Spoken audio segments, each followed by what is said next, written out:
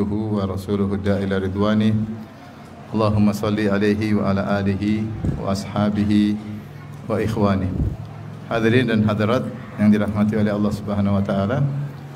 Pada kesempatan kali ini kita akan membahas tentang suatu hadis yang masyhur yang dikenal dengan hadis iftiraqil ummah, hadis tentang perpecahan umat ya. Dan hadis ini dinilai sahih oleh banyak ahli hadis dari kurun demi kurun. Bahkan sebagian ulama memasukkan hadis ini termasuk dari dalailin nubuwah, yaitu tentang tanda-tanda kenabian Rasulullah sallallahu alaihi wasallam, karena di mana Rasulullah SAW menyampaikan tentang hal gaib di masa depan dan terjadi, yaitu bahwasanya umat ini akan terpecah menjadi 73 golongan ya. Tentunya hadis ini adalah salah satu bentuk kasih sayang Nabi SAW untuk memberi peringatan kepada kita agar waspada dari pemikiran-pemikiran firqah-firqah yang menyimpang, dan agar kita kembali dan tetap berpegang teguh kepada pemahaman para sahabat. Oleh karenanya pada kesempatan kali ini kita akan membahas tentang hadis tersebut dan makna-makna yang kandung di dalamnya. Adapun hadis tersebut diantaranya diriwayatkan dalam banyak sumber-sumber kitab hadis seperti Al-Musnad Imam Ahmad, kemudian dalam Kutubus Sunan ya. Di antaranya Rasulullah SAW bersabda, "Iftaraqatil yahudu ala 71 firqah." Bahwasanya Yahudi terpecah menjadi 73 golongan. Fawahidatun fil jannah wa sab'una fin nar. Satu di surga, yang 70 di neraka, tentunya di zaman tersebut. Kemudian waftaraqatin nasara ala 72 firqah. La taftariqanna ummati ala 73 firqah. Sungguh benar-benar umatku akan terpecah belah menjadi 73 golongan.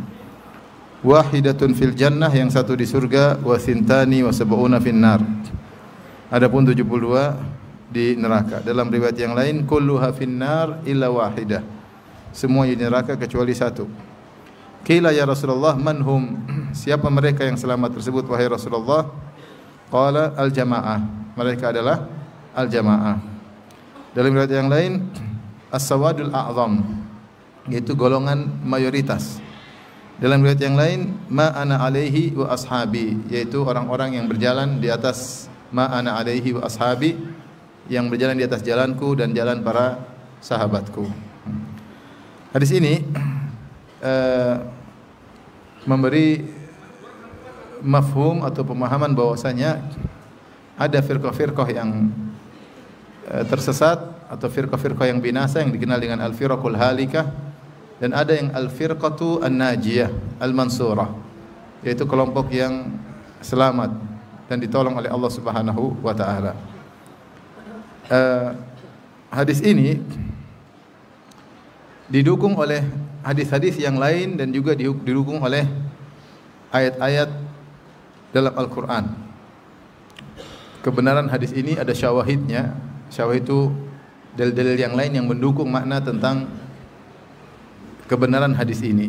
Di antaranya misalnya dalam Al-Qur'an Allah sudah menyebutkan bahwasanya orang-orang ahlul kitab mereka terpecah belah. Wala takunu kalladzina tafarraqu wakhtalafu min ba'di ma ja'ahumul bayyinat. Janganlah kalian menjadi orang-orang yang terpecah belah dan berselisih padahal telah datang penjelasan bagi mereka. Dan ini ayat menunjukkan bahwasanya ahlul kitab mereka terpecah belah ya. Mereka terpecah belah dan Allah melarang kita untuk mengikuti mereka. Innal ladzina farraqu dinahum wa kanu syi'an. Kata Allah Subhanahu wa taala, sungguhnya orang-orang yang memecah-pecah agama mereka dan mereka pun menjadi berkelompok-kelompok. Ayat ini ditafsirkan oleh para ulama dengan dua tafsiran. Ada yang mengatakan maksudnya adalah Banu Israel, yaitu orang yang memecah belah agama mereka sehingga menjadi berkelompok-kelompok. Dan ada yang mengatakan maksudnya ini terkait dengan ahlul bidah yang mereka juga memecah agama mereka menjadi berkelompok-kelompok. Ya. Demikian juga didukung oleh hadis-hadis yang lain yang juga semakna dengan hadis ini, seperti sabda Nabi sallallahu alaihi wasallam, "La tazalu ta'ifatun min ummati 'alal haqqi mansurah, la yadhurruhum man khadalahum wala man khalafahum, hatta ya'tiya amrullah wa hum 'ala dzalik." Kata Nabi sallallahu alaihi wasallam, senantiasa akan ada sekelompok dari umatku, sekelompok ta'ifah, sekelompok dari umatku yang mereka senantiasa di atas kebenaran dan mereka ditolong oleh Allah Subhanahu wa taala.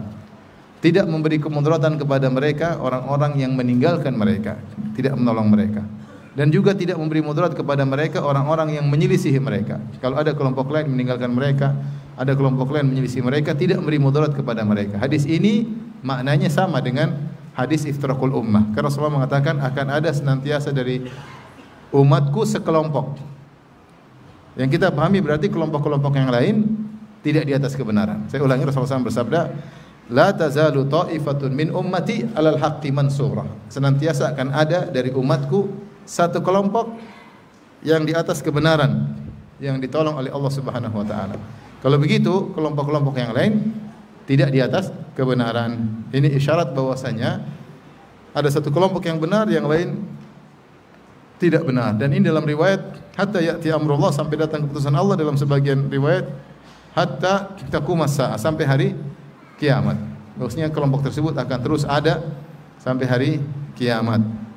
Ini hadis yang sahih ya, dan diriwayatkan oleh Al-Imam Al-Bukhari, Al-Imam Muslim ya. Disepakati akan kesahihannya.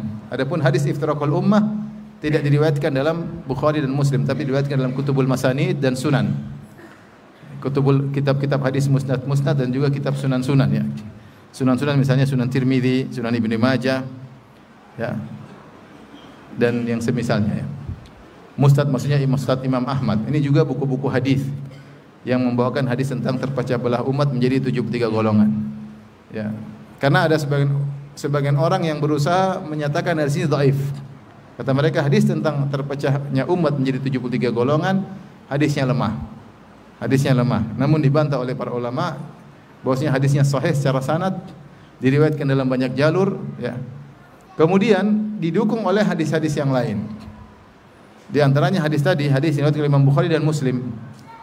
Di antara mereka yang mengatakan hadis iftirakul ummah hadis dhaif, kata mereka karena hadis ini tidak diriwayatkan dalam Sahih Bukhari maupun dalam Sahih Muslim. Jawabannya mudah, bahwasanya tidak semua hadis yang sahih harus ada dalam Sahih Bukhari dan Sahih apa? Muslim, tidak harus. Karena Imam Bukhari, Imam Muslim tidak mensyaratkan meriwayatkan seluruh hadis yang sahih. Beliau tidak mensyaratkan demikian. Bahkan diriwayatkan Imam Bukhari, beliau mengatakan aku menghafal 100.000 hadis sahih dan aku menghafal 200.000 hadis yang dhaif. Sementara Imam Bukhari mengatakan aku menghafal 100.000 hadis sahih.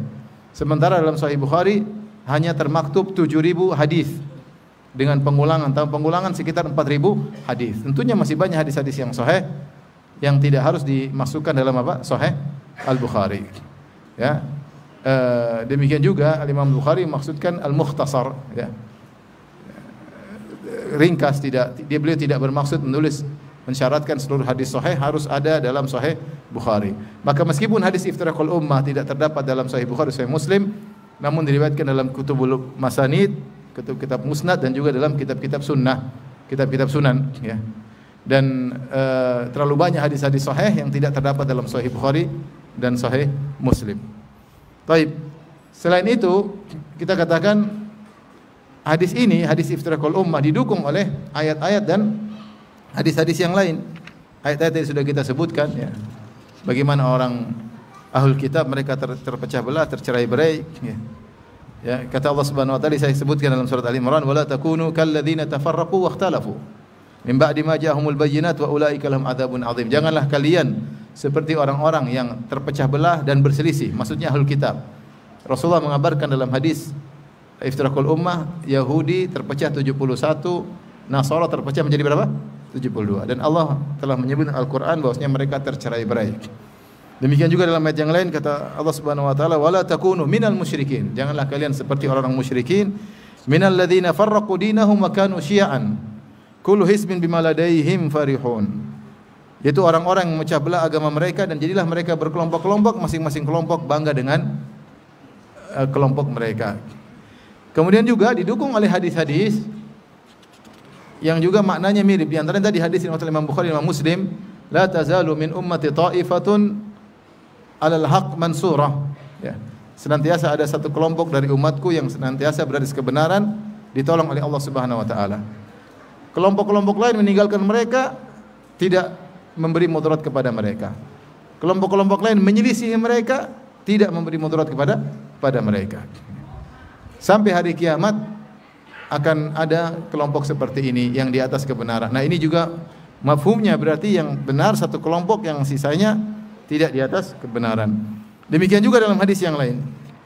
Rasulullah SAW bersabda yang juga mendukung hadis ini, fa innahu may ya'ish minkum fasayara ikhtilafan katsira.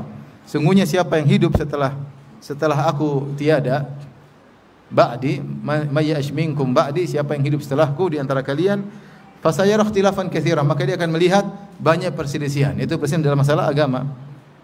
Ya, maka Rasulullah SAW mengatakan fa'alaikum bisunnati wa sunnatil khulafa'ir rasyidin al-mahdiyyin min ba'di. Maka hendaknya kalian berpegang teguh dengan sunnahku dan sunnah para khulafa'ir rasyidin yang mendapat petunjuk setelahku. Addu 'alaiha bin nawajid. Gigitlah dengan geraham kalian. Wa iyyakum wa muhdatsatil umur, dan waspadalah kalian dari perkara-perkara yang bid'ah, perkara-perkara baru dalam agama. Fa inna kulla muhdatsatin bid'ah, karena setiap perkara baru adalah bid'ah, wa kulla bid'atin dhalalah, dan setiap yang bid'ah adalah sesat. Ini juga menunjukkan akan ada perpecahan. Akan ada perpecahan, meskipun hadis-hadis ini tidak menyebutkan angka 70 sekian, 70 sekian, enggak ada. Tapi Rasulullah mengatakan akan ada perpecahan. Baik. Intinya hadis ini, hadis iftiraqul ummah, tentang terpecah belahnya umat menjadi 73 golongan, hadis yang sahih. Didukung oleh ayat-ayat dan didukung juga hadis-hadis yang lain. Kemudian didukung dengan al-waqi', realita menunjukkan akan hal tersebut. Seandainya hadis ini pun dhaif, kita bilang realitanya umat terpecah belah. Umat terpecah belah, munculnya firqah-firqah sejak zaman sahabat sampai sekarang. Orang liar berakidah, mau akidah begini, ada begitu, wahdatul wujud, macam-macam orang punya pemikiran. Ya, sampai sekarang nampak pemikiran-pemikiran yang menyimpang dan muncullah firqah-firqah, aliran-aliran dalam Islam. Maka kenyataan realita menunjukkan akan kebenaran hadis ini, bahwasanya umat akan terpecah menjadi 73 golongan, ya. Baik. Apa fikih yang bisa kita ambil dari hadis ini? Ikhwan dan akhwat yang dirahmati Allah Subhanahu wa taala. Yang pertama, bahwasanya dalam hadis ini kelompok-kelompok terpecah menjadi dua. Pertama adalah firqah an-najiyah, golongan yang selamat. Dan yang kedua adalah al-firqul halikah, golongan-golongan yang binasa. Al-firqatun najiyah, kelompok yang selamat satu. Al-firqul halikah, kelompok yang binasa banyak, 72. Baik. Kelompok yang selamat tersebut apa sifat-sifatnya agar kita bisa masuk dalam golongan tersebut? Maka Nabi SAW menyebutkan sifat-sifat kelompok yang selamat ini dengan beberapa sifat. Di antaranya Rasulullah mengatakan humul jamaah, yaitu mereka adalah kelompok yang disebut dengan jamaah, ya, yang menunjukkan persatuan di antara mereka. Kemudian dalam yang lain, riwayat yang lain kata Nabi SAW, as-sawadul a'zam, yaitu golongan mayoritas. Kemudian dalam riwayat yang lain, man kana ala mithli ma ana alaihi wa ashabil yaum, yaitu orang-orang yang berada di atas jalanku dan jalan para sahabatku pada hari ini. Ini tiga sifat: jamaah, sawadul a'zam, mayoritas, dan yang berada di atas jalan Nabi dan para sahabat. Maka tiga sifat ini saling mendukung, bukan kontradiktif, tapi saling mendukung. Maka yang dimaksud dengan Kelompok yang benar yaitu kelompok yang senantiasa berada di atas jalannya Nabi dan para sahabat. Man kana ala mithli ma ana alaihi wa ashabil yaum. Kata Nabi, yang selamat tersebut adalah orang-orang yang berjalan di atas jalanku dan jalan para sahabatku pada hari ini. Yaitu orang-orang yang berpegang teguh dengan jalan Nabi dan jalan para sahabat. Mereka lah golongan yang selamat. Dan ini benar. Terlalu banyak ayat Al-Quran yang mendukung akan hal ini. Bahwasanya jalan yang terbaik adalah jalan para sahabat. Di antaranya firman Allah Subhanahu wa taala mempersyaratkan kalau ingin masuk surga harus mengikuti jalan para sahabat. Kata Allah Subhanahu wa taala, "Fa in amanu bimithli ma amantum bihi faqad ihtadaw." Kalau mereka beriman seperti iman kalian, maksudnya iman siapa? Para sahabat. Maka sungguh mereka telah dapat petunjuk.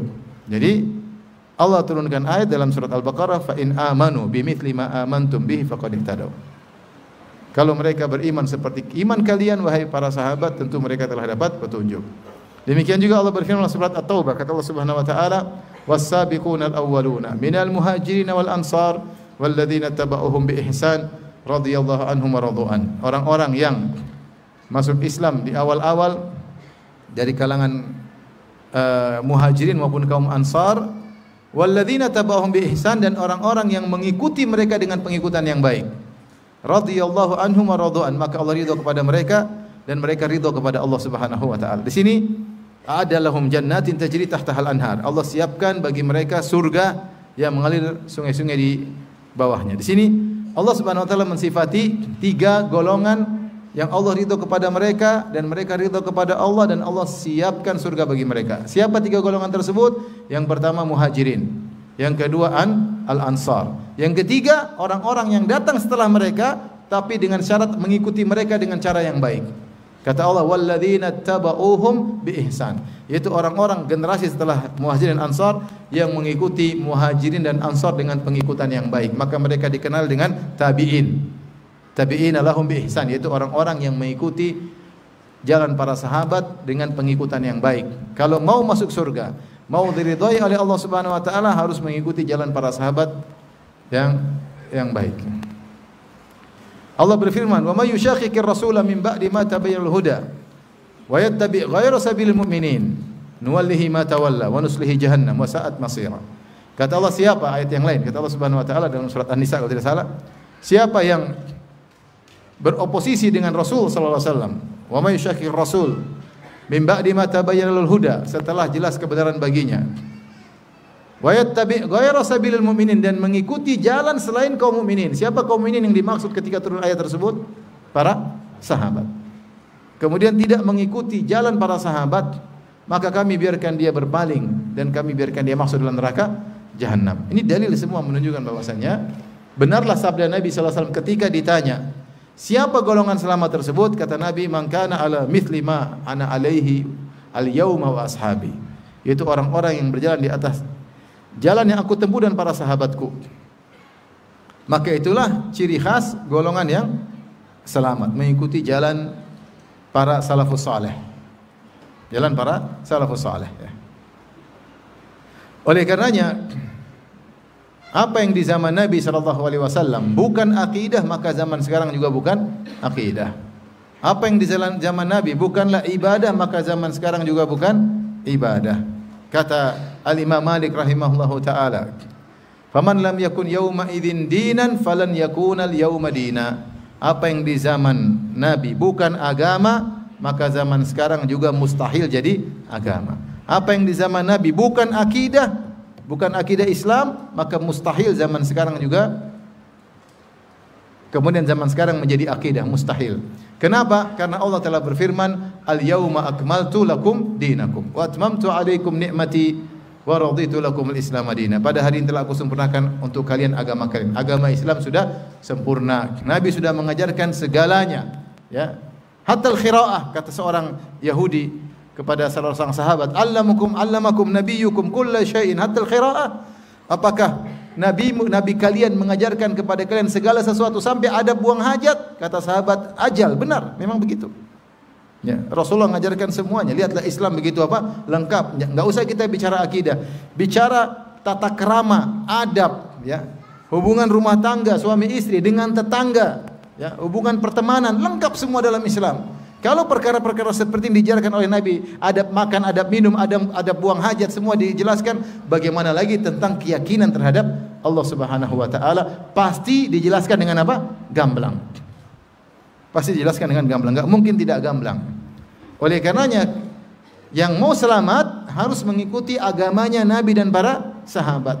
Maka tidak ada di zaman Nabi dan para sahabat, kalau itu bukan agama, maka zaman sekarang juga bukan agama. Kalau di zaman Nabi dan para sahabat bukan akidah, maka zaman sekarang juga bukan akidah.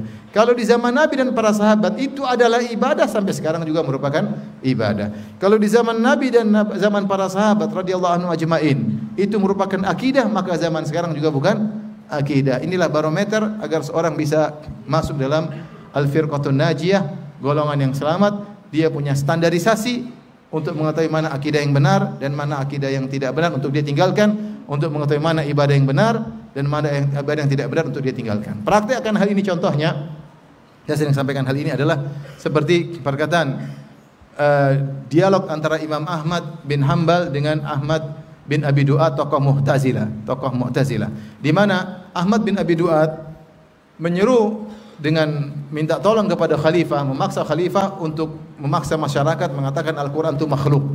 Siapa yang tidak mengatakan Al-Quran itu makhluk, dan itu akidah Mu'tazilah, maka akan dibunuh. Sampai para ulama banyak yang disiksa dan banyak yang dibunuh, ya, karena tidak mau mengatakan Al-Quran itu makhluk. Sampai banyak ulama yang akhirnya terpaksa harus mengatakan Al-Quran itu makhluk kalau tidak dibunuh. Di antara yang tidak mau mengatakan Al-Quran itu makhluk ada dua orang, yang satu meninggal, yang satu bertahan, itu Imam Ahmad rahimahullahu taala. Maka Imam Ahmad berdiskusi sama Ahmad bin Abi Duat. Ahmad bin Abi Duat tokoh Mu'tazilah, muftinya negara ketika itu, gampangannya lah, muftinya negara ketika itu. Maka Ahmad bin Hanbal, Imam Ahmad bin Hanbal berkata kepada Ahmad bin Abi Duat di depan khalifah, yang kau serukan ini, yang kau paksakan masyarakat untuk meyakininya Al-Quran itu makhluk, apakah pernah disuruhkan oleh Nabi Muhammad sallallahu alaihi wasallam? Kata dia tidak pernah. Taib. Kalau tidak pernah disuruhkan oleh Nabi Muhammad, pernahkah disuruhkan oleh Abu Bakar As-Siddiq ketika jadi khalifah? Tidak juga. Taib, ketika Abu Bakar As-Siddiq meninggal dunia, kemudian dilanjutkan oleh Umar bin Khattab menjadi khalifah, apakah dia pernah menyuruh masyarakat untuk meyakini Al-Quran itu makhluk? Kata dia tidak. Taib, setelah itu Utsman, apakah pernah menyuruh masyarakat untuk meyakini Al-Quran itu makhluk? Tidak juga. Ali bin Abi Thalib, apakah pernah menyuruh masyarakat untuk mengatakan Al-Quran itu makhluk? Kata dia tidak. Kalau begitu, mereka semua tidak pernah menyuruh, kenapa engkau menyuruh masyarakat untuk mengatakan Al-Quran itu makhluk? Ini contoh misalnya bagaimana Imam Ahmad rahimahullah berdalil dengan manhajus salaf untuk membantah akidah yang menyimpang, bahwasanya akidah yang kau serukan ini di zaman Nabi Muhammad bukan akidah. Faham? Di zaman Nabi Muhammad tidak ada akidah seperti ini, kok sekarang jadi akidah? Tidak bisa. Ini bukan jalan golongan yang selamat.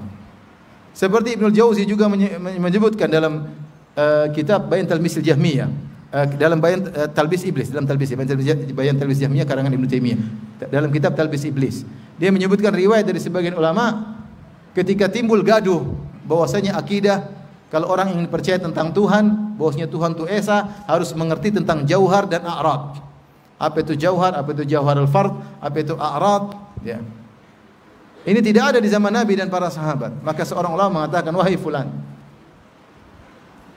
apakah Abu Bakar As-Siddiq tahu tentang ini? Jauhar, a'rad. Abu Bakar yang dijamin masuk surga. Ya, khairu ummatin ba'da nabiyha. Sebaik-baik manusia setelah Nabi. Siapa? Abu Bakar Siddiq. Apakah Abu Bakar pernah tahu tentang jauhar itu apa, a'rad itu apa? Tidak tahu. Umar tahu enggak apa itu jauhar, apa itu a'rad untuk mengesahkan Tuhan? Apakah dia tahu apa itu jauhar, apa a'rad? Tidak, tidak ada. Satu patah pun tidak pernah keluar dari lisan Abu Bakar dan Umar. Ya. Apakah kau ridho dengan akidahnya Abu Bakar dan Umar? Iya, ridho. Ya sudah, ridholah dengan akidah Abu Bakar dan Umar yang tidak tahu tentang jauhar dan apa? A'rad. Sementara sebagian orang mengatakan kalau ingin mengesahkan Tuhan harus mengerti apa itu jauhar, apa itu a'rad, apa itu dalil a'rad dan seterusnya. Antum saja enggak ngerti kan? Berarti antum belum mengesahkan Tuhan menurut pendapat sebagian orang. Jadi mudah. Orang mau akidah begini, akidah begitu, bilang, dulu sahabat begini enggak seperti kamu?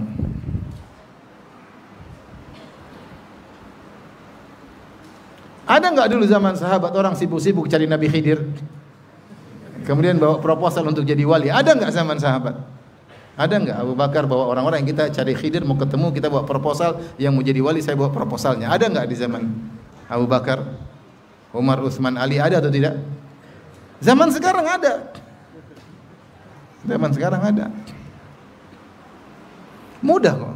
Yang tidak ada di zaman Nabi sallallahu alaihi wasallam tidak usah diyakini. Kita enggak boleh sembarang berkeyakinan. Tidak boleh sembarang berkeyakinan. Jadi inilah ciri-ciri firqatun najiyah mudah. Man kana alama ana alaihi ma ana alaihi misli ma ana alaihi wa ashabil yaum, yaitu orang-orang yang berada di atas seperti yang aku dan para sahabat berada di atasnya. Dalam masalah akidah dalam peribadatan itulah firqatun najiyah. Baik. Terus al-firqul halika, firqah yang binasa 72 golongan, yaitu yang tidak mengikuti jalan para salaf. Tidak mengikuti jalan Nabi dan para sahabatnya, tidak mengikuti Al-Quran dan Sunnah dengan pemahaman para salaf, atau menafsirkan Al-Quran dan Sunnah dengan penafsirannya sendiri, atau memberi syarat-syarat agar Al-Quran dan Sunnah bisa diterima, punya persyaratan sendiri. Kalau tidak sesuai dengan persyaratannya, dia tidak mau terima, maka dia tolak atau dia takwil atau yang lainnya. Kita bilang bahwasanya yang keluar dari manhaj ini maka dia terancam dengan termasuk dari al-firaqul halikah, golongan-golongan yang binasa. Taib. Pembahasan berikutnya, berapakah jumlah golongan yang binasa yang terancam dengan neraka jahanam?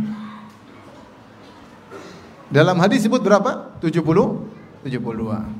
Maka 72 ini dipersiskan oleh para ulama menjadi dua pendapat. Ada yang mengatakan 72 adalah adad al-maksud, bahwasanya jumlah itu memang yang dimaksudkan 72, tidak lebih tidak kurang, karena Rasulullah SAW mengatakan 72.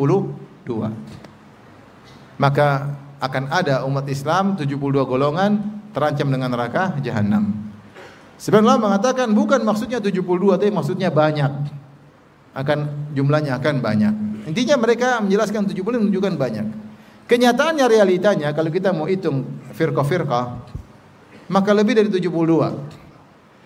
Ya, pecah ini, pecah ini, pecah anu banyak. Lebih dari 72. Terus kenapa Nabi bilang 70? Ada yang mengatakan bahwasanya 72 maksudnya yang besar-besar. Yang kecil-kecil cabang dari 72 tersebut. Paham? Sehingga mereka masih mengatakan tetap 72. Terus timbul pertanyaan lagi, 72 itu sudah lengkap atau masih belum lengkap? Kata Rasulullah SAW mengatakan akan terpecah. Apakah sekarang sudah 72? Atau baru 23, kita nggak tahu. Nggak tahu.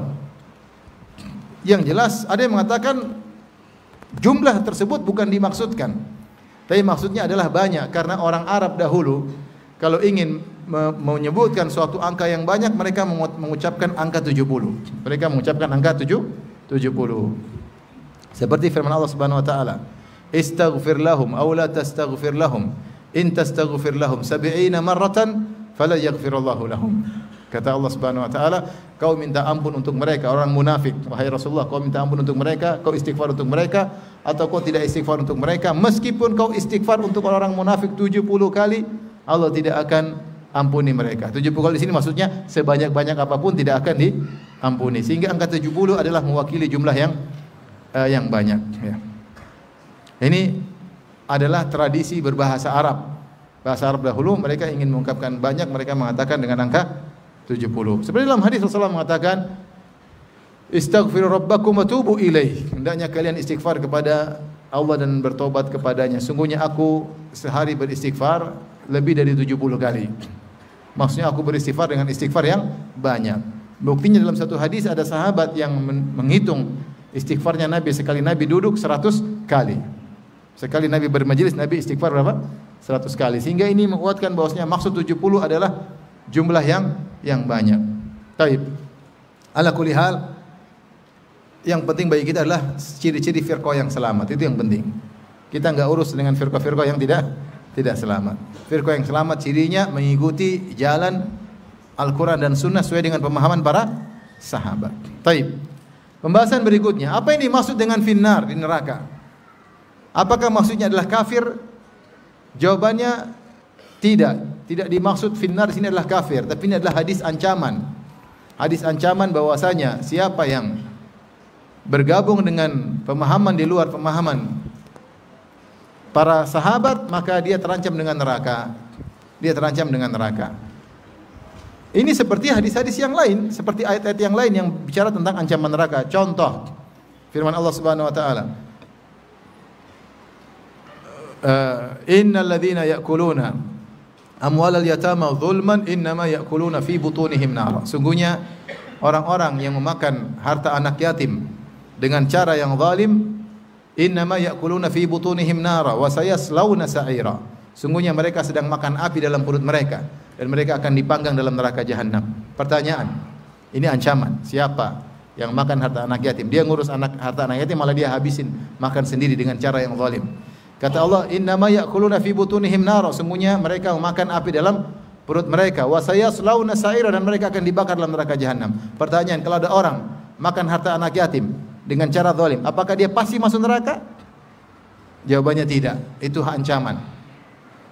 Dia terancam masuk neraka, namun kita tidak bisa memastikan dia pasti masuk apa? Neraka. Kenapa? Bisa jadi dia punya kebaikan yang lain yang akan ditimbang oleh Allah Subhanahu wa taala. Contoh, kata Nabi sallallahu alaihi wasallam, la yadkhulul jannata qati'. Orang pemutus silaturahmi tidak masuk surga, maksudnya masuk neraka. Kalau ada yang memutuskan silaturahmi, pasti dia masuk neraka?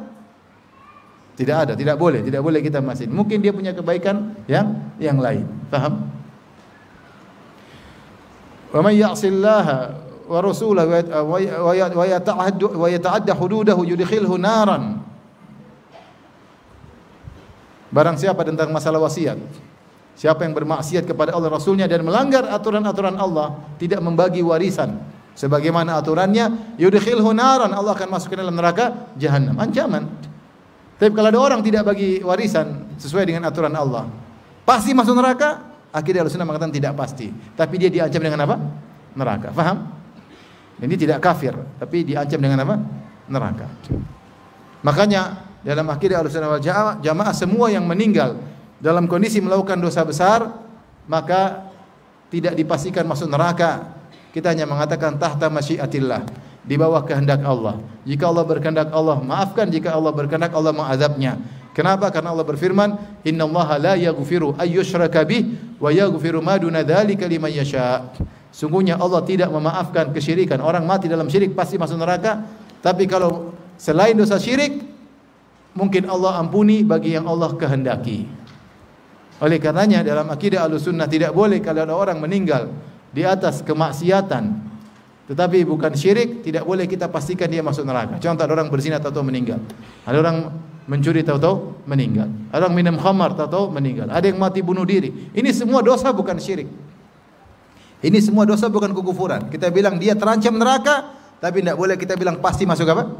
Neraka. Karena bisa jadi dia punya kebaikan yang lain, atau dia ada uzur yang kita tidak tahu. Allah lebih tahu. Atau dia tidak ada uzur tapi Allah ampuni, terserah Allah. Paham? Karena Allah menjanjikan akan mengampuni bagi siapa yang Allah kehendaki yang terjerumus dalam dosa-dosa selain syirik. Oleh karenanya ketika Rasulullah mengatakan tentang 72 golongan, kulluha finnar, semuanya di neraka, bukan berarti mereka pasti masuk neraka, paham? Tapi artinya mereka melakukan kesalahan yang berat, dosa besar. Jika seorang meninggalkan satu kewajiban dalam ibadah, tidak sholat, terancam neraka enggak? Terancam neraka. Ya, terancam neraka. Atau tidak bayar zakat, terancam neraka dalam Al-Qur'an. Ya.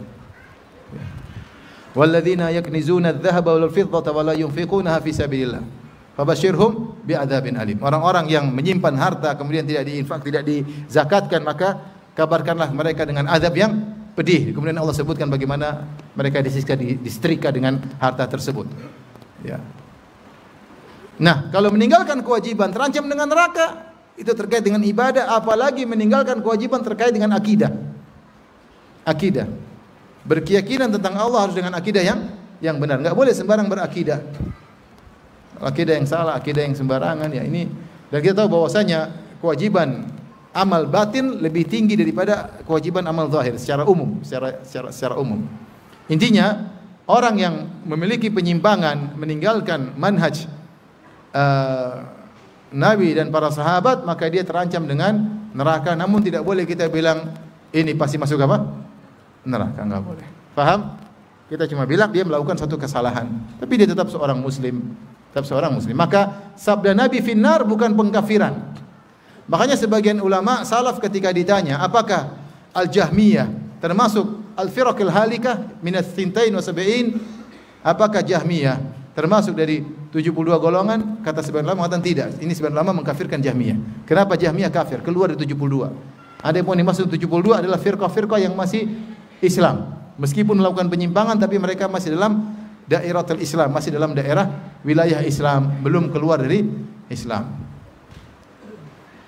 Paham? Meskipun kita tahu ada kelompok-kelompok yang keluar dari Islam. Tapi kata mereka, ketika mereka membahas tentang firqah-firqah, mereka menyatakan yang dimaksud adalah firqah-firqah masih Islamiyah, masih Islam meskipun terjerumus dalam kesalahan yang fatal, namun belum kafir. Namun belum kafir. Tentunya ada golongan-golongan firqah yang kafir, akan kita singgung nanti insyaallah taala. Pembahasan berikutnya, mau saya antum juga jangan ini wah neraka ini. Enggak juga begitu ya. Yang ahlu sunnah saja bisa masuk neraka. Bisa atau tidak? Bisa. Ada ahlu sunnah benar tapi tukang maksiat masuk neraka. Ya. Ini meskipun secara kelompok, secara manhaj dia ahlu sunnah, tapi ternyata dia memutuskan silaturahmi, ternyata dia utang tidak bayar-bayar, ternyata dia zalimi istri, ternyata dia membangkang sama suami. Ini semua bisa masuk neraka. Ya. Meskipun dia secara akidah benar. Tapi kalau dia menyimpang secara yang lain, dia berzina, tetap aja diancam dengan apa? Neraka Jahannam.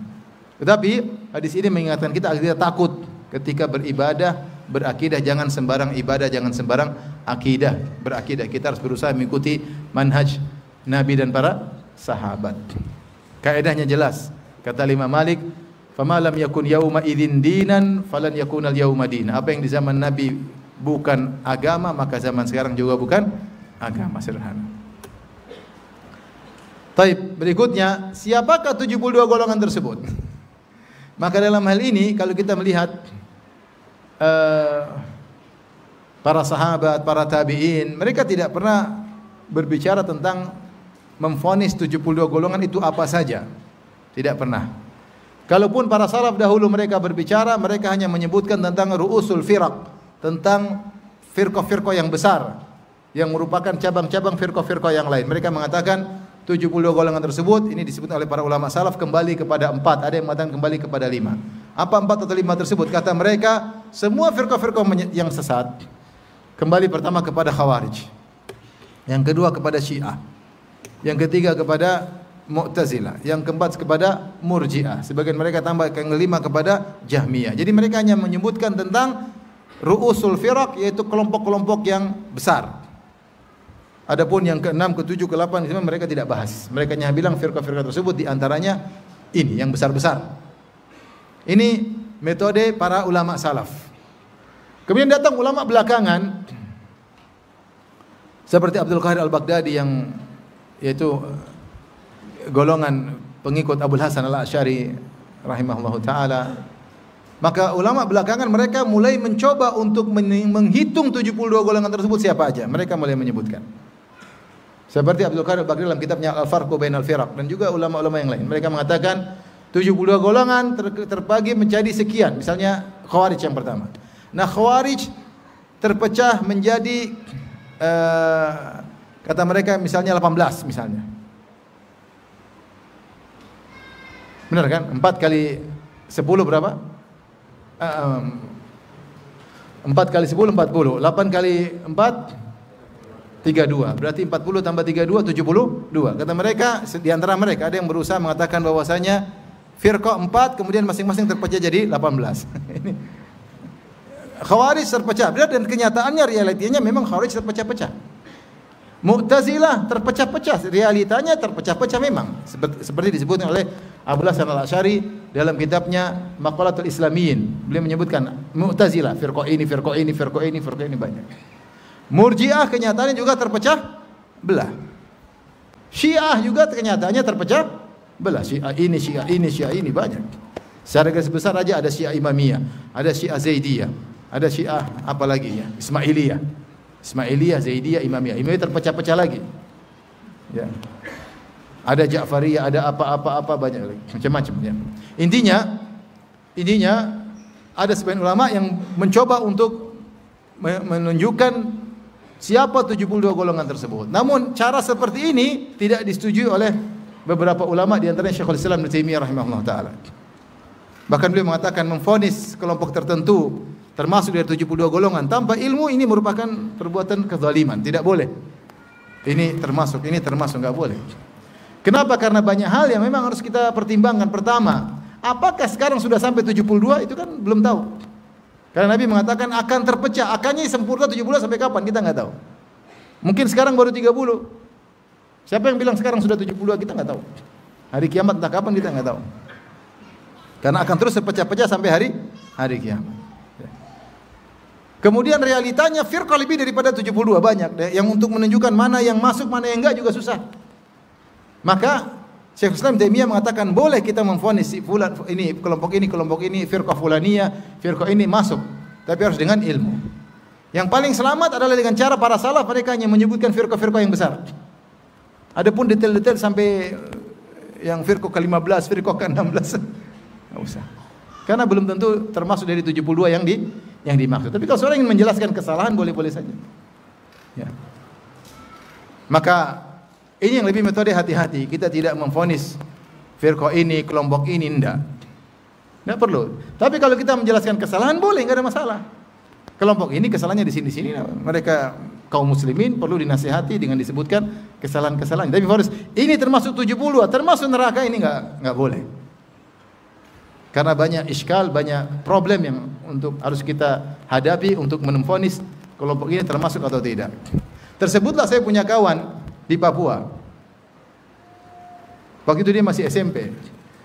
Di samping rumah dia ada kelompok sufi yang mereka kalau zikir sampai gini sampai pingsan-pingsan, sampai akhirnya ada orang yang tanya sama dia, "Dek, ini kelompok apa ini?"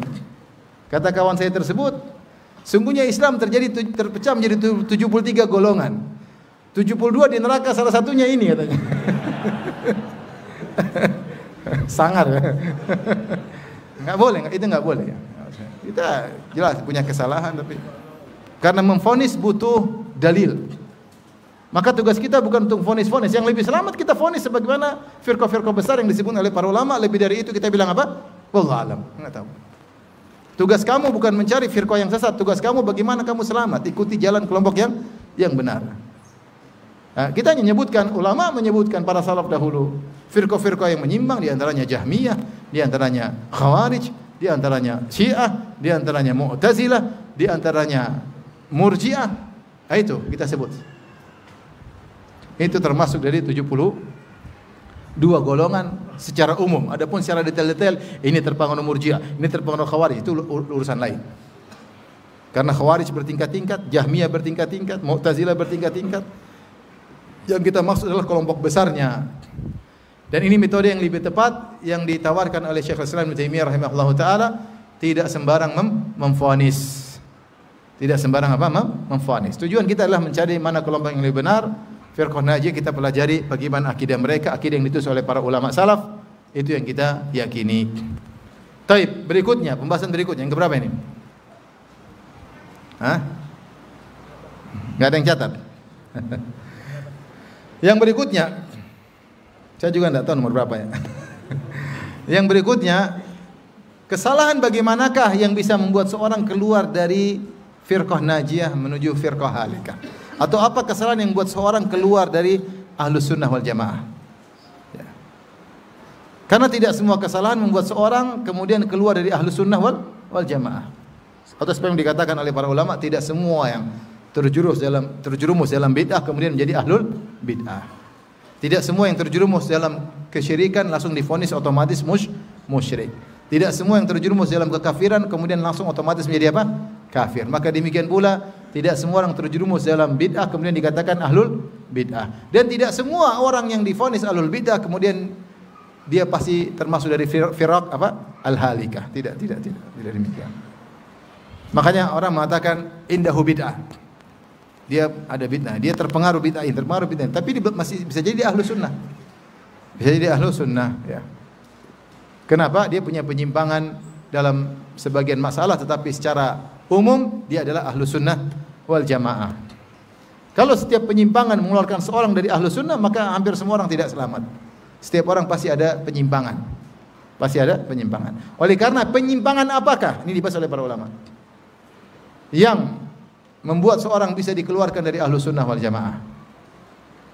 Kalau kita melihat praktik para ulama, maka mereka mengkaitkan firqah-firqah yang mereka hufoni sebagai firqah-firqah halikah, semuanya penyimpangannya terkait dengan akidah.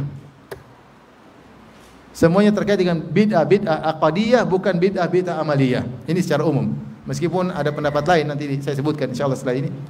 Tapi secara umum kalau kita lihat praktek para ulama dari dulu sampai sekarang, ya baik termasuk yang menulis tentang maqalatul islamiyin, mereka semua membahas tentang kutubul maqalat seperti Abu Hasan al-Asy'ari dalam kitabnya Maqalatul Islamiyin, kemudian misalnya Asy-Syahristani dalam kitabnya Milal wa Nihal, kemudian juga misalnya Abdul Qadir Al-Baghdadi dalam kitabnya Al-Farqu Bainal Firaq.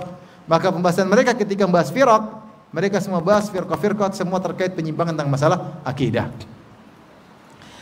Contohnya seperti Khawarij. Apa penyimpangannya? Khawarij mengkafirkan kaum muslimin. Akidahnya apa? Mudah mengkafirkan pelaku dosa besar, kemudian menghalalkan darahnya, kemudian mereka aksi membunuh. Tapi dasar kesalahannya bukan sekedar terkait dengan pemerintah yang zalim, tidak, tapi mereka punya keyakinan mengkafirkan pelaku dosa besar. Oleh karena tidak semua yang memberontak dikatakan Khawarij.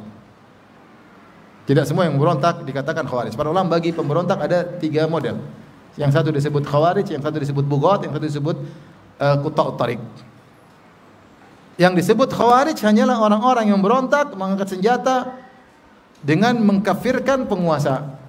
Punya keyakinan mudah mengkafirkan pelaku dosa besar. Baru dikatakan dia adalah apa? Khawarij. Jika tidak, maka dikatakan dia menyimpang atau dia terpengaruh dengan pemikiran Khawarij, tapi bukan itu yang dimaksud dalam hadis-hadis Nabi. Yang Nabi SAW mengatakan hum kilabu ahlin nar. Mereka adalah anjing-anjing penghuni neraka jahanam. Jadi ketika para ulama bahas tentang firqah-firqah yang menyimpang, Al-Khawarij penyimpangannya di masalah apa? Akidah, paham? Di mana masalah akidah? Tapi mereka mengatakan Jahmiyah di antara kelompok yang tersesat, Al-Jahmiyah. Al-Jahmiyah penyimpangannya masalah fikih, ibadah amaliyah atau masalah akidah? Masalah akidah. Punya keyakinan menolak sifat-sifat Allah Subhanahu wa taala. Penyimpangan terkait dengan masalah akidah. Kemudian juga misalnya Al-Mu'tazilah. Al-Mu'tazilah juga terkait masalah akidah. Al-Mu'tazilah dalam masalah manzilah baina manzilatain, ini juga masalah akidah, atau karena mereka menolak sifat juga karena masalah akidah. Murji'ah pun demikian. Murji'ah penyimpangannya masalah akidah, tatkala mereka mendefinisikan iman dengan ikhrajul amal. Amal tidak termasuk dari iman. Ini juga masalah akidah. Bid'ah mereka bid'ah akidah, bukan bid'ah amaliyah. Kalau Qadariyah juga sama. Qadariyah kenapa mereka menolak takdir? Jadi kalau kita lihat penjelasan para ulama tentang firqah-firqah yang mereka katakan sesat, itu bukan bid'ah amaliyah, bukan, paham? Tapi semua terkait dengan masalah apa? Akidah. Semua terkait dengan masalah akidah. Ini pendapat yang dipilih oleh banyak ulama ya. Atau praktek para ulama seperti itu. Datang Asy-Syatibi rahimahullahu taala, seorang ulama dari mazhab Maliki, mereka mengatakan seseorang bisa keluar dari Ahlus Sunnah sehingga terjerumus dalam firqah-firqah yang menyimpang dengan 2 ya, kesalahan ya.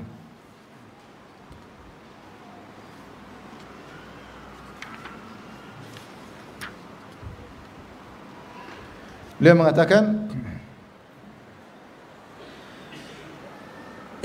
anna hadhihi al-firaqa innama tasiru firaqan bi khilafiha lil firqati an-najiyah fi ma'nan kulliyyin fi ad-din wa qa'idatin min qawaid asy-syari'ah la fi juz'iyyin min al-juz'iyat. Kata beliau, seorang bisa keluar dari Ahlus Sunnah wal Jamaah jika dia menyelisihi perkara besar atau kaidah yang kaidah kuliah itu kaidah umum. Kaidah umum, bukan menyelisih Ahlus Sunnah dalam satu perkara 1 2 3 enggak. Tapi dia menyelisih kaidah besar yang mengakibatkan dari penyelisihan terhadap kaidah ini, dalam kaidah ini dia akan menyelisih besar-besaran dengan Ahlus Sunnah. Kalau hanya menyelisih parsial 1 2 tidak ada penyelisihan perbedaan dengan Ahlus Sunnah secara umum. Tapi kalau dia menyelisih satu kaidah besar, maka al-umurul kulliyah perkara yang komprehensif atau kaidah umum, ya, maka dia baru dikatakan keluar dari Ahlus Sunnah wal Jamaah. Contoh sederhana. Misalnya, dalam kaidah Ahlus Sunnah, semua hadis yang sahih bisa jadi dalil. Dengan syarat hadis tersebut apa? Sahih. Tidak dibedakan antara masalah ibadah maupun masalah keyakinan. Pokoknya hadis yang sahih, hadis ahad atau mutawatir, kalau hadisnya sahih, kita boleh berakidah dengan hadis tersebut dan kita boleh juga beribadah dengan hadis tersebut. Lagi pula, misalnya ada satu sunnah, kemudian ada hadis, kita yakini sunnah tersebut kita kerjakan. Nah, ketika kita meyakini ada suatu ibadah karena ada hadis yang sahih, maka ibadah tersebut ada include keyakinan, iya atau tidak? Kita yakin dari Allah, kita yakini ada mendatangkan surga, kita yakini dapatkan pahala. Kita melakukan ibadah meskipun perkara amaliyah, tapi secara umum ada include kita punya keyakinan. Buktinya kita mengerjakannya. Maka tidak ada bedanya masalah akidah. Akidah pun kalau ada hadis-hadis yang ahad, kita terima. Nah, kemudian Mu'tazilah misalnya, dia bikin kaidah. Tidak boleh, dan diikuti juga oleh sebagian Asy'ariyah, bahwasanya tidak boleh bicara tentang akidah kecuali hadis mutawatir. Kalau tidak mutawatir, maka tidak bisa diambil dalil untuk akidah. Apa itu maksudnya mutawatir? Mutawatir maksudnya yang meriwayatkan hadis tersebut 10 sahabat. Kalau cuma 9, 8, 7, 6 kita tidak terima. Meskipun yang riwayatkan sahabat dari Nabi, kata mereka tidak bisa jadi akidah. Kalau buat amal ibadah boleh, untuk akidah tidak boleh. Ini syubhat mereka. Ini contoh, mereka menyelisih perkara kulli seperti ini, perkara kaidah. Mereka selisih. Sehingga akhirnya dengan satu kaidah ini mereka akan berbeda dengan Ahlus Sunnah dengan perbedaan yang sangat banyak. Paham? Ini contoh, maksudnya kata Asy-Syatibi, maka hal ini membuat mereka berbeda dari Ahlus Sunnah wal Jamaah.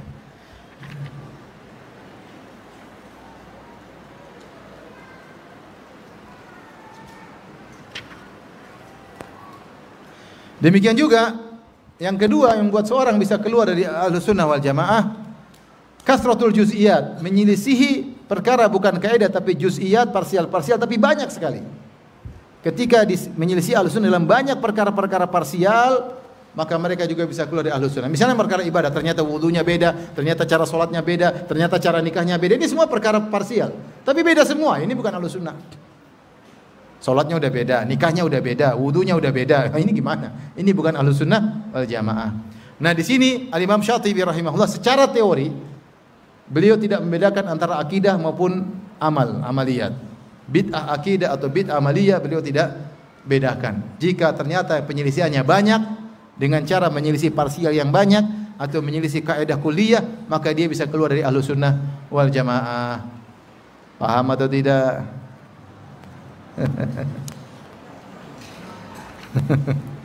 Tapi intinya para ulama ingin menjelaskan tidak mudah mengeluarkan seorang dari Ahlus Sunnah wal Jamaah. Tidak semua ada kesalahan langsung jadi keluar dari Ahlus Sunnah, terancam neraka, enggak. Karena ada orang yang mungkin secara metode Ahlus Sunnah kemudian dia menyimpang 1, 2, 3, 10, tetap dia dikatakan Ahlus Sunnah. Beda antara orang yang pergi menuju ke kota Jakarta dari Madiun ke Jakarta, cuma terkadang dia keluar sedikit, terkadang mampir ke rest area, terkadang pergi kemana. Tapi intinya dia sedang menuju kemana? Ke Jakarta. Tetap dikatakan dia sedang menuju ke Jakarta. Jalan yang ditemu sudah benar, cuma dia keluar sedikit. Tapi kalau dia ternyata pergi ke Surabaya, sudah lain jalur, paham? Tidak bisa kita katakan dia ke Jakarta karena jalurnya sudah berbeda. Nah, seseorang yang sudah kaidahnya di atas Ahlus Sunnah, terkadang ada penyelisihan sedikit-sedikit, tetap dikatakan Ahlus Sunnah. Ahlus Sunnah yang keliru, Ahlus Sunnah yang salah, Ahlus Sunnah yang terjerumus dalam bid'ah, Ahlus Sunnah yang praktekkan sebagian bid'ah, tetap dia Ahlus Sunnah karena kesalahan dia cuma parsial. Tapi kalau kesalahannya kaidah seperti tadi, tidak menerima akidah kecuali hadis mutawatir. Ini contoh, bahwasanya dalam masalah berakidah kita mendahulukan akal daripada dalil. Ini contoh. Ini sudah berbeda jauh. Takdimul akal ala nakal. Dalam masalah akidah, akal didahulukan daripada dalil. Selesai. Sudah banyak perbedaan. Contoh orang Rafidhah, bahwasanya para sahabat yang beriman cuma 4 orang selain Ahlul Bait. Yang lain semua apa? Kafir. Selesai. Kalau Rafidhah mengatakan Aisyah kafir, selesai, hadis banyak yang hilang karena Aisyah meriwayatkan hadis banyak sekali. Satu aja dia kafirkan, sudah agama sudah beda jauh. Hadis yang diriwayatkan Aisyah ribuan hadis. Apalagi Abu Hurairah juga kafir, selesai, buyar, beda kita dengan dia, enggak bisa sama. Karena Abu Hurairah juga ribuan hadis juga, sudah. Kalau ribuan hadis sudah hilang, agamanya beda enggak? Udah jelas beda. Sumber undang-undangnya tadi ada misalnya 5.000 ayat jadi tinggal 1.000, beda. Yang ini masih lengkap 5.000 pasal, ini cuma tinggal 1.000 pasal, pasti beda. Maksudnya seperti inilah penyimpangan-penyimpangan seperti inilah yang membuat secara teori menurut Asy-Syatibi rahimahullah taala mengeluarkan seorang dari Ahlus Sunnah wal Jamaah. Tapi intinya tidak mudah mengeluarkan seorang dari Ahlus Sunnah. Di antaranya kesalahan-kesalahan besar dalam bidah-bidah akidah yang besar, atau tadi penyimpangan dalam kaidah-kaidah kulliyah atau kasratul juz'iyat. Baik.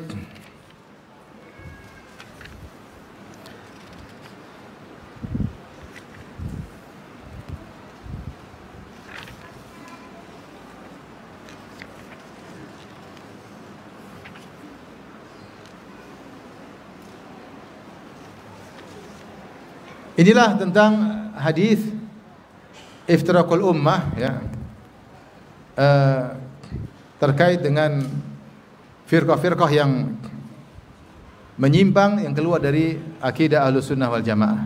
Sekarang kita akan bahas tentang sejarah munculnya firqah-firqah yang disepakati mereka adalah firqah-firqah yang halikah, firqah-firqah yang binasa.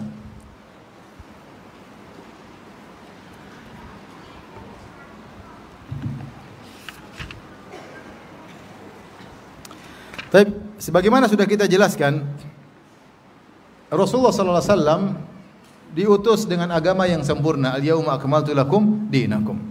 Hari ini kata Allah telah aku sempurnakan untukmu bagi kalian agama kalian. Dan Rasulullah SAW telah mengajarkan segala sesuatu hatta al-khira'ah, sampai adab buang air.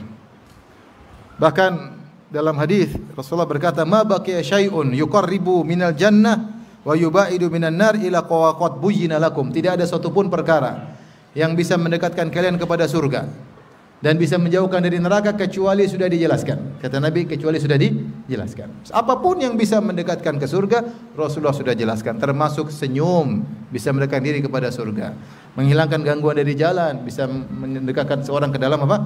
Surga. Dan semua perkara yang bisa mengatakan pada neraka, Rasulullah SAW sudah jelaskan, meskipun perkara-perkara kecil. Bahkan bisik-bisik di antara 3 orang, 2 orang berbisik-bisik, Rasulullah larang, tidak boleh, karena itu bisa membuat perpecahan di antara kaum muslim. Semua perkara yang baik Rasulullah sudah kerjakan, sudah Rasulullah jelaskan meskipun kecil-kecil, dan perkara-perkara yang tidak baik Rasulullah SAW pun sudah jelaskan meskipun perkara-perkara yang dianggap sepele. Karena itulah sifat Rasulullah SAW, kata Allah Subhanahu wa taala, "Laqad ja'akum rasulun min anfusikum azizun 'alaihi ma 'anittum harisun 'alaikum bil mu'minina raufur rahim." Sungguh telah datang kepada kalian seorang rasul dari diri kalian. Apa sifat rasul tersebut? Azizun 'alaihi ma 'anittum. Dia merasa berat apa yang memberatkan kalian.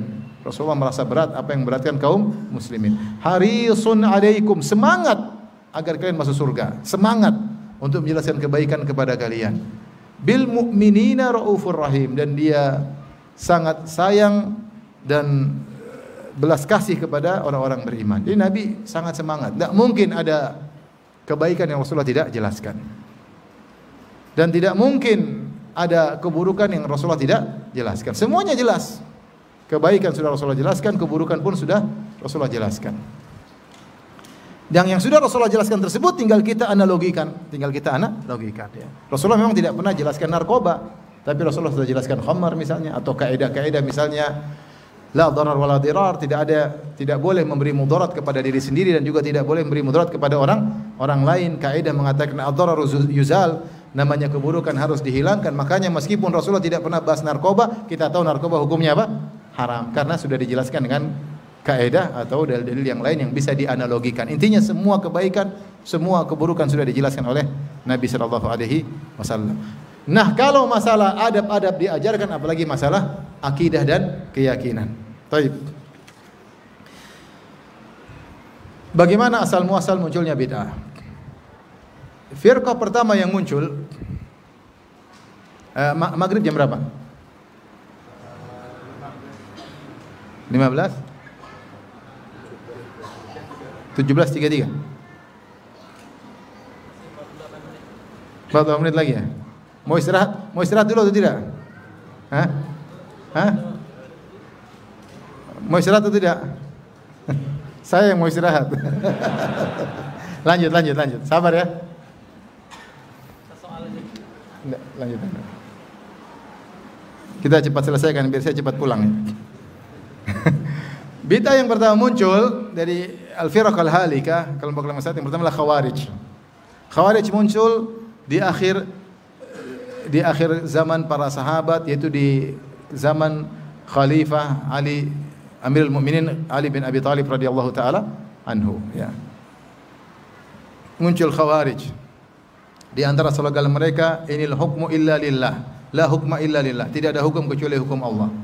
Maka mereka mengkafirkan Muawiyah radhiyallahu anhu dan mengkafirkan Ali bin Abi Thalib dengan alasan Ali dan Muawiyah tidak berhukum dengan hukum Allah Subhanahu wa taala. Di antara bukti mereka tidak berhukum dengan hukum Allah, mereka sebut beberapa bukti. Kata mereka, buktinya Ali mengutus Abu Musa al-Asy'ari dan Muawiyah mengutus Amr bin Al-As radhiyallahu anhuma untuk berdiskusi. Masing-masing punya delegasi utusan untuk berdiskusi, sehingga mereka menyerahkan hukum kepada dua orang ini. Ali bin Abi Thalib mengutus utusannya Abu Musa al-Asy'ari radhiyallahu taala anhu. Muawiyah mengirim siapa tadi? Amr bin Al-As radhiyallahu anhu. Kemudian hukum diserahkan kepada dua orang ini. Kata mereka, mereka tidak berhukum dengan hukum Allah, tapi berhukum dengan hukum manusia. Secara zahir kayaknya benar. Makanya dikatakan kalimatu haq urida biha batil. Ini perkataan benar, la hukma illa lillah, tidak ada hukum kecuali hukum Allah. Lafalnya benar tapi tujuannya kebatilan. Karena tujuan di balik itu mereka ingin mengkafirkan Ali dan Muawiyah dan semua yang ridha dengan al-hakamain, keputusan dua utusan tersebut. Makanya terjadi diskusi sama Ibnu Abbas. Kenapa Ali ngirim utusan? Kata Ibnu Abbas, jangankan masalah mendamaikan dua pasukan besar, masalah damaikan suami istri saja boleh utus delegasi. Fab'athu hakama min ahlihi wa hakama min ahliha. Kata Allah, kalau ada masalah maka utuslah utusan dari pihak lelaki dan utuslah utusan dari pihak apa? Wanita. Masalah rumah tangga saja disuruh diskusi, apalagi masalah puluhan ribu. Ya. Jadi mereka salah paham tentang apa? Ayat. Mereka memang juga kenapa waktu Ali terjadi perang Jamal, kemudian kenapa ketika kalah pasukannya Aisyah radhiyallahu anha kalah atau berhenti akhirnya, kenapa tidak diambil ghanimahnya? Dibantah Ibnu Abbas. Bagaimana mengambil ghanimah? Sementara Aisyah ada di situ. Siapa yang mau jadikan Aisyah sebagai tawanan? Intinya mereka memahami dengan pemahaman sendiri ya. Sehingga akhirnya mereka terjerumus dalam pengkafiran. Makanya di antara ciri khas Khawarij adalah takfir murtakibil kabirah, mengkafirkan pelaku dosa besar. Ini ciri khas apa? Khawarij. Disertai dengan aksi membunuh. Ya. Aksi membunuh ya. Jika dia tidak terkumpul dua ini maka bukan Khawarij. Tapi ini pertama kali muncul di zaman Ali, sehingga Ali perangi mereka. Dan Ali semangat perangi mereka dan mereka kalah dan sebagian mereka kabur. Ternyata pemahaman tersebut akan berlanjut sampai hari kiamat. Rasulullah kabarkan akan setiap ada muncul tanduk mereka akan dipatahkan. Mereka muncul hilang lagi, mereka muncul hilang lagi. Kelompok seperti ini mengkafirkan kaum muslimin akan muncul hilang terus sampai hari kiamat. Bahkan disebutkan mereka akan keluar bersama Dajjal. Jadi menunjukkan Khawarij tidak akan selesai sampai hari kiamat. Dan itu dapat sebagian orang terpengaruh dengan pemahaman apa? Khawarij. Sampai-sampai ngebom di mana? Di masjid. Ngebom di mana? Di masjid. Orang lagi sholat Jumat dibom, subhanallah. Bisa, saya juga. Kok bisa? Bisa. Pemikiran tuh syubhat terstruktur. Sampai mereka bilang kita dapatkan bidadari di masjid. Bom di masjid langsung dapat apa? Bidadari. Sampai ada yang bercanda tulis, jangan ngebom di sini. Di sini tidak ada bidadari. Jadi cuci otak mereka sehingga mudah mereka mengkafirkan, dan bukan cuma mengkafirkan, mereka aksi. Mereka juga apa? Membunuh. Taib. Ini Khawarij yang pertama kali muncul. Kemudian disusuli dengan yang bertolak belakang dengan Khawarij, yaitu adalah Rafidhah atau Syiah. Syiatu Ali, mereka menamakan diri mereka Syiah, itu golongannya Ali bin Abi Thalib. Ini karena kecintaan yang berlebihan kepada Ali bin Abi Thalib. Namun asal muasalnya muncul tidak mengkafir-kafirkan para sahabat. Sempat muncul di zaman Ali orang yang begitu cinta kepada Ali bin Abi Thalib sampai menuhankan Ali bin Abi Thalib.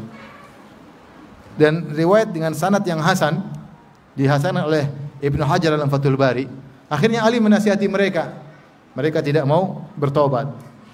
Dari pemikiran mereka bahwasanya Ali adalah Tuhan. Akhirnya Ali bin Abi Thalib kemudian menggali parit, membakar mereka hidup-hidup. Justru mereka semakin pede. Kata mereka, la yu'adzibu binnar illa rabbun nar. Tidak mungkin ada yang menyiksa dengan api kecuali pencipta api. Sehingga mereka mengatakan, Ali ini semakin yakin dia adalah apa?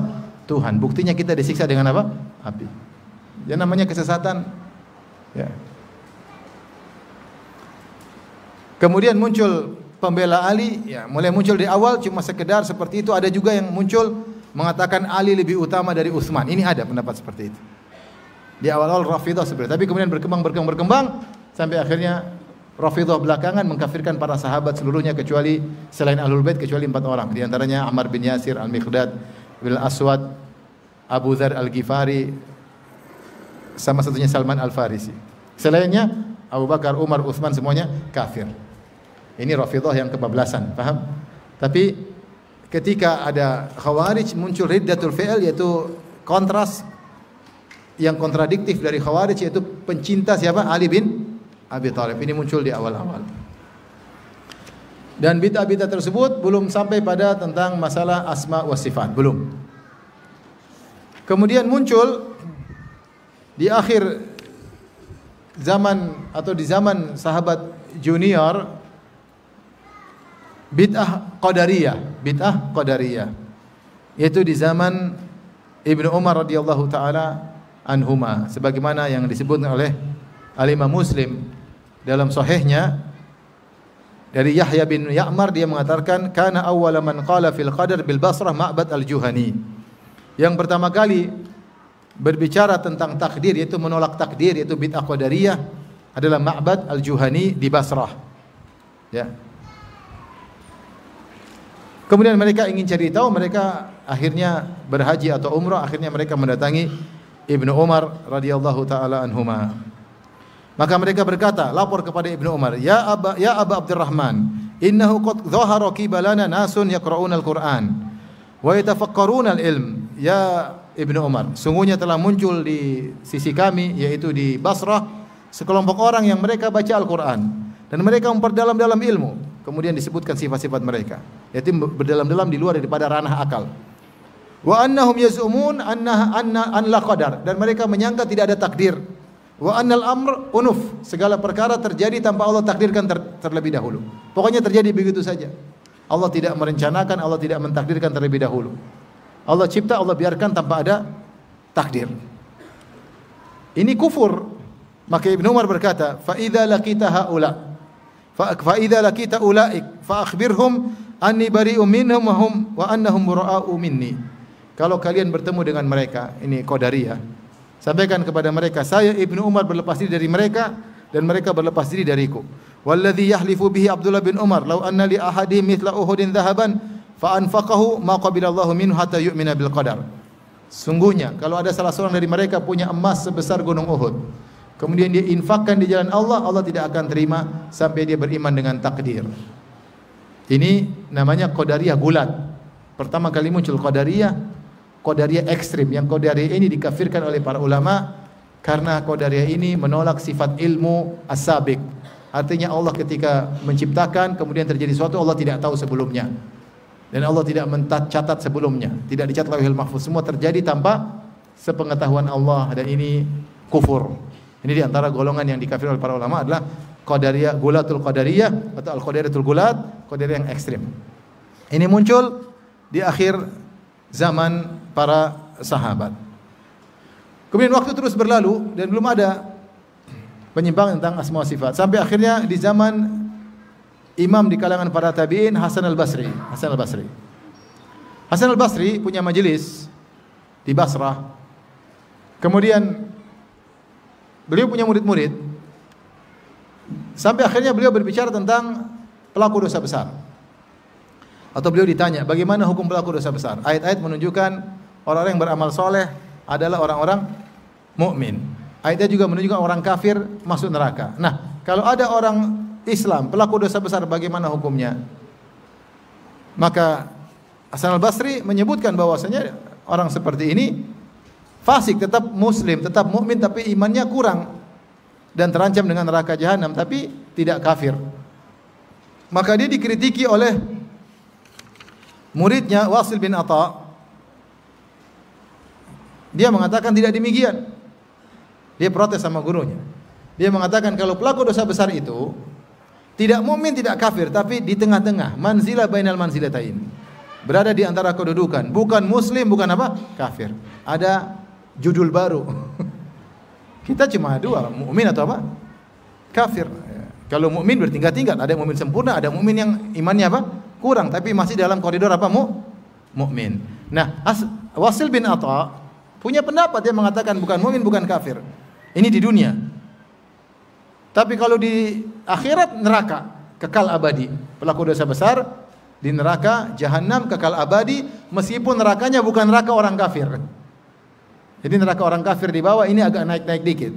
Cuma kekal sama saja. Jadi pelaku dosa besar kalau mati maka kekal di neraka. Maka kemudian Wasil bin Atha akhirnya meninggalkan majelis Hasan al-Basri. Kemudian dia i'tazala, dia menyempal, menyendiri. Maka dikenallah dia dengan Mu'tazilah. Kelompok orang-orang yang menyempal dari majelis ilmunya siapa? Hasan al-Basri. Karena dia tidak terikat dengan dalil, dia pakai logika sendiri. Jadi madhabus salaf, manhajus salaf bukan dengan logika, tapi kita terima dengan riwayat. Ini hukumnya bagaimana, Allah bagaimana sifat-sifatnya, semua bukan pakai logika. Semuanya dengan apa? Riwayat. Demikian salaf dahulu berakidah, kita pun berakidah. Ini contoh, dia berakidah dengan logika. Enggak bisa. Ada logika saya, orang pelaku dosa besar bukan mukmin, bukan kafir, di tengah-tengah. Terus kalau di neraka, di akhirat gimana? Di neraka, enggak adil kamu, enggak adil. Neraka orang kafir di bawah, dia di atas sedikit. Cuma dia juga kekal. Kemudian Wasil bin Atha diikuti oleh seorang ahlul hadis atau perawi hadis namanya Amr bin Ubaid. Amr bin Ubaid ini adalah seorang ahli hadis, perawi hadis. Dan dia orang yang terkenal sangat zuhud. Dan dia disukai oleh khalifah. Kenapa? Dia tidak suka harta. Dia tidak suka harta. Sehingga dia, apalagi disebut dia suka menangis. Karena zuhudnya dan ahli ibadahnya banyak pengikutnya. Banyak pengikutnya. Ya, ini juga bahaya kalau ada ahlul bidah suka zuhud ini. Maka orang mudah ngikut. Orang senang lihat orang apa? Zuhud, pakaian sederhana, suka nangis misalnya, lemah lembut, tapi pemikirannya bid'ah. Diikuti pengikut banyak orang enggak? Banyak. Sementara satu ahlu sunnah keras, kenceng. Orang enggak mau ikut, ini kenceng. Ini lemah lembut, senyum, padahal ngajak kepada kesyirikan. Padahal khurafat isi kepalanya. Tapi karena dia lemah lembut, senyum, selalu bicara akhlak, orang pada ikut. Contohnya Amr bin Ubaid, sudah ada sejak zaman dahulu seperti itu. Itu fitnah, ujian. Ujian, maksudnya orang ikut dalil apa ikut perasaan. Taib, maka muncullah firqah Mu'tazilah. Tapi firqah Mu'tazilah pertama kali muncul tidak berbicara tentang sifat-sifat Allah, masih belum. Masih berbicara tentang al-asma wal ahkam, istilah para ulama. Apa itu al-asma wal ahkam? Tentang apa nama orang ini pelaku dosa besar dan bagaimana hukumnya di dunia dan bagaimana hukumnya di akhirat. Saya sudah bahas dalam syarah akidah wasithiyah. Kemudian waktu berlalu maka muncullah mulai penyimpangan tentang sifat-sifat Allah Subhanahu wa taala. Yang pertama kali muncul adalah seorang namanya Ja'ad bin Dirham. Ja'ad bin Dirham ini dia terpengaruh dengan pemikiran filsafat, ya, terutama ketika buku-buku filsafat mulai diterjemahkan. Buku-buku filsafat Yunani diterjemahkan. Di zaman Khilafah Abbasiyah, terutama di zaman Khalifah Al-Ma'mun, mulai diterjemahkan secara besar-besaran. Tentu sudah diterjemahkan, tapi mulai diterjemahkan secara terbesar-besaran. Dan buku-buku filsafat itu, bukunya Aristoteles, Plato, bukunya Socrates dan yang lainnya. Dan tokoh-tokoh filsafat Yunani lainnya. Dan buku-buku tersebut bicara tentang dunia, tentang matematika, tentang fisika, tentang kimia. Dan orang-orang Arab yang kemudian membaca buku-buku tersebut, mereka terpesona dengan pemikiran orang-orang Yunani. Bagaimana akal mereka begitu besar sampai bisa bahas tentang matematika, rumus kimia, fisika yang orang-orang Arab tidak pernah tahu tentang hal tersebut. Jadi mereka kagum nih, ada sekelompok manusia namanya falasifah al-Yunaniyin, falasifah Yunani, Aristo, Plato dan yang lainnya, dan teman-temannya menulis buku-buku tentang ilmu dunia, kedokteran, medis, kimia, fisika, biologi, luar biasa. Mereka menganggap ini orang-orang luar biasa. Yang jadi masalah ternyata, kalau masalah dunia, Plato, Aristoteles enggak ada masalah. Bicara sosiologi, tentang politik, tentang kemasyarakatan, oke. Itu semua adalah ilmu yang dibangun di atas sesuatu yang tajribah, pengalaman, kondisi manusia yang mereka lihat. Semua orang boleh bikin teori. Ilmu kedokteran juga indrawi, perkara mahsus, yang bisa indrawi, yang bisa dilihat sehingga mereka bisa bikin kesimpulan. Yang jadi masalah orang-orang falasifah, ahli filsafat Yunani ini bukan cuma berbicara tentang ilmu dunia. Ternyata mereka juga berbicara tentang ilmu metafisika yang mereka sebut dengan ma wara'al alam, yaitu suatu di balik atau ma wara'at tabi'ah, apa di balik tabiat ini, tentang sesuatu kekuatan super, kekuatan yang bisa mengatur alam semesta ini mereka mulai bicara. Yang mereka sebut dengan al-ilatul ula atau causa prima atau kekuatan luar biasa. Intinya Tuhan. Nah, mereka mulai berbicara tentang Tuhan dengan teori mereka masing-masing dan mereka semua salah dalam hal ini. Mereka bikin teori kalau materi adalah begini berarti Tuhan bukan materi. Kalau materi begini berarti Tuhan harusnya begini. Pakai logika mereka tentang suatu yang gaib. Namanya mereka berbicara tentang Tuhan pakai logika enggak bakalan sampai. Kita ini akal kita hanya bisa mengerti tentang Tuhan secara global. Tuhan pasti maha kuasa, Tuhan pasti berilmu, paham?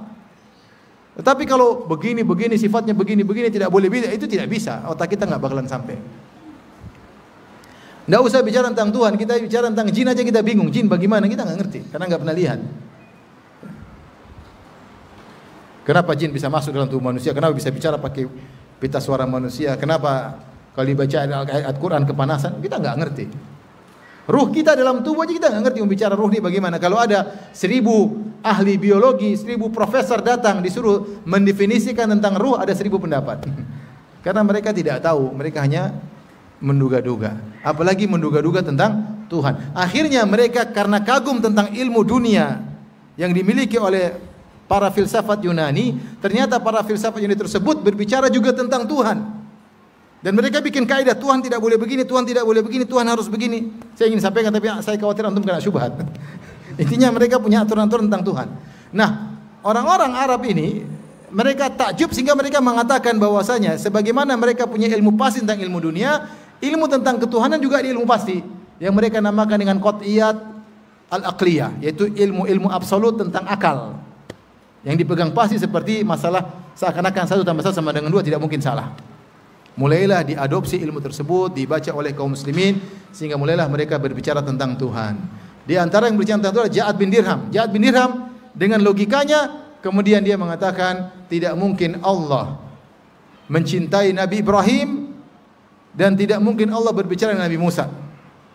Allah berfirman dalam Al-Quran, wa kallamallahu Musa taklima. Allah berbicara dengan Nabi Musa dengan pembicaraan yang benar-benar pembicaraan sungguh-sungguh. Obrolan Allah dengan Nabi Musa dalam Al-Quran kan banyak. Apa di tangan kananmu wahai Musa? Ini adalah tongkatku. Obrolan Allah dengan Nabi Musa. Dan Allah mengatakan, wa kallamallahu Musa taklima. Allah benar-benar bicara dengan siapa? Nabi Musa. Kata dia enggak, Allah enggak mungkin bicara dengan Musa, enggak mungkin. Kenapa? Dia punya logika tentang Tuhan.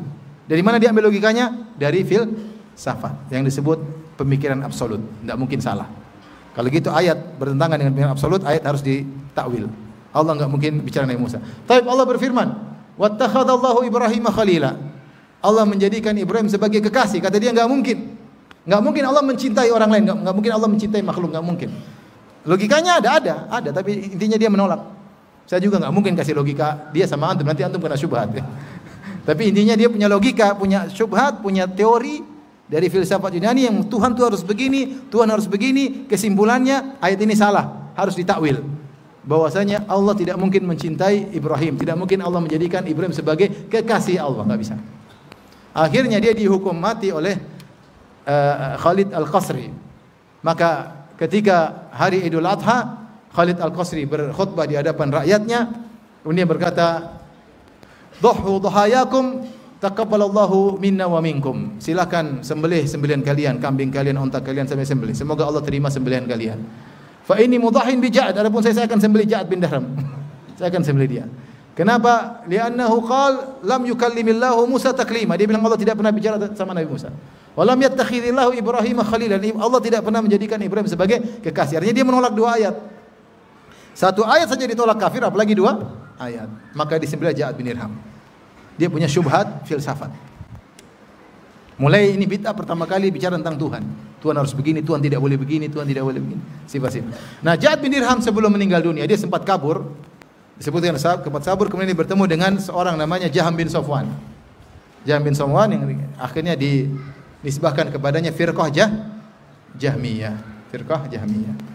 Jaham bin Safwan Samarqandi, ya, Samarkand itu daerah Uzbekistan, daerah Rusia sana ya. Maka dia bertemu dengan Ja'ad bin Dirham di Kufah. Dia mengatakan bahwasanya ketika dia dikejar oleh Bani Umayyah, maka dia lari ke Kufah. Di Kufah lah dia ketemu dengan Ja'ad bin Dirham, ketemu dengan Jaham bin Safwan, maka dia mengambil sebagian ilmu dari Ja'ad bin Dirham, maka dia pun mendirikan firqah Jahmiyah. Dan dia juga akhirnya dibunuh oleh Salm bin Ahwas Al-Muzani di kota Maru, di wilayah kekuasaan Bani Umayyah. Akhirnya dia dibunuh juga ya. Dan dialah kemudian menyebarkan tentang firqah Jahmiyah, menolak sifat-sifat Allah dengan logika dia. Kalau Allah punya sifat-sifat berarti begini, Allah tidak boleh punya sifat. Nah, Jaham bin Safwan berdakwah, akhirnya dakwah dia masuk ke areal orang-orang Mu'tazilah. Orang Mu'tazilah pada asalnya tidak pernah berbicara tentang sifat-sifat Allah.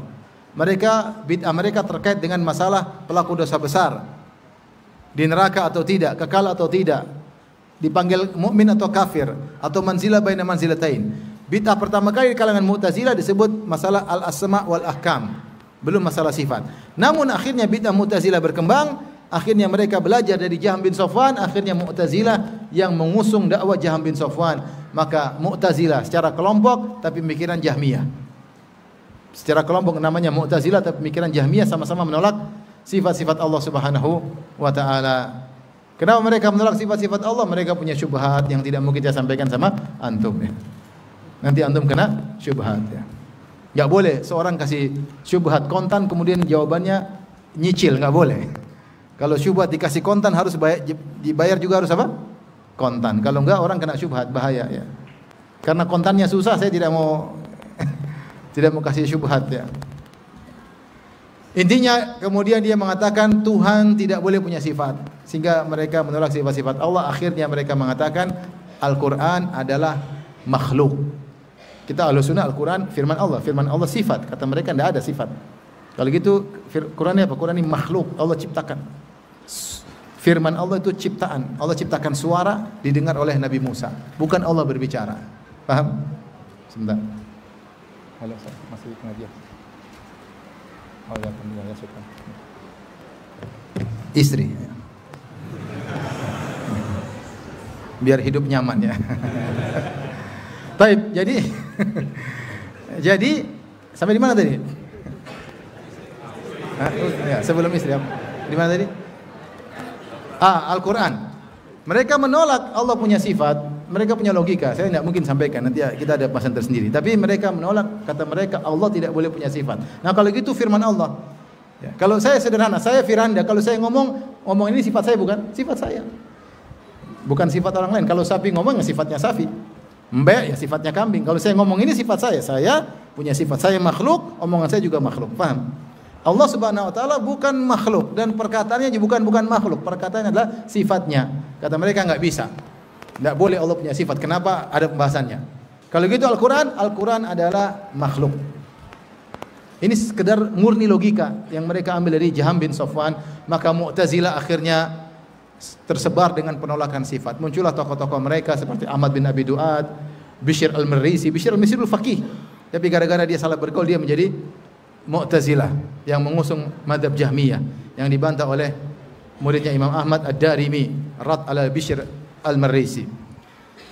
Maka Mu'tazilah pun berkembang. Kemudian setelah Mu'tazilah berkembang, terutama di zaman Imam Ahmad, di zaman Imam Al-Bukhari, kemudian mulai muncul tokoh bid'ah berikutnya bernama Abdullah bin Sa'id bin Kullab yang mendirikan firqah atau mazhab namanya Kullabiyah. Apa Kullabiyah? Apa pemikirannya? Ini juga panjang lebar. Kemudian dari Kullabiyah muncullah kelompok namanya Asy'ariyah dan juga Maturidiyah. Asy'ariyah besar Asy'ari di Baghdad yang wafat pada tahun 324 Hijriah. Abu Mansur al-Maturidi di Samarkand di Uzbekistan yang wafat pada tahun 333 Hijriah. Satu masa. Tetapi Maturidiyah memang tidak terkenal.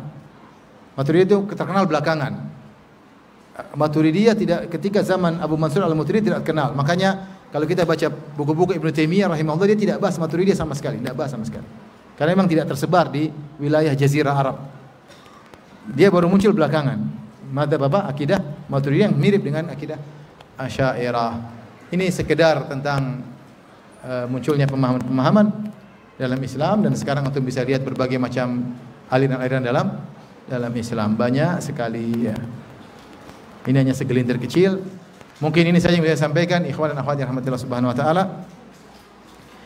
Kalau yang bertanya saya persilahkan, kalau tidak ada alhamdulillah ya. Terkait dengan bid'ah amaliyah. Kenapa? Dengan bid'ah amaliyah, apa definisinya, apa contoh? Bid'ah amaliyah, bid'ah terkait dengan misalnya ya, maulidan misalnya, itu adalah bid'ah apa? Amaliyah ya. Kecuali kalau disertai dengan keyakinan, yakin Nabi Muhammad ikut datang, masuk ikut maulid, ini ada khurafatnya, ada terkait dengan. Tapi kalau sekedar maulidan karena mencintai Nabi sallallahu alaihi wasallam kemudian bikin acara maulid, ini bid'ah amaliyah. Kita bilang